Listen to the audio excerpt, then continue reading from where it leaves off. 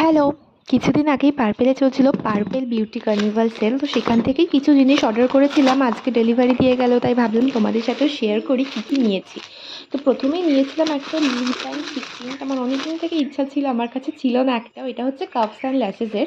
R cups and lashes থেকেও এই first কোনো আইটেম আমি পারচেস করলাম। তোমরা আগে করেছো কিনা জানিও। আমি যে শেডটা অর্ডার করেছিলাম সেটার নাম ছিল হচ্ছে ডেস্টিনি 02। আমার তো শেডটা বেশ ভালো লেগেছিল, তোমাদের কেমন লাগলো জানিও। আর এই সুইস বিউটির এই লিপস্টিকটা ক্রিমি ম্যাট আমার এত ভালো লেগেছে। আমি আসার পর থেকে ২-৩ বার ইউজও করে ফেলেছি। টেক্সচার বলো, কালারটা যেরকম দেখেছিলাম তার থেকেও বেশি সুন্দর লাগছে। মানে আমি তো জাস্ট ফিদা। তোমরাও কিন্তু ট্রাই করে দেখতে পারো।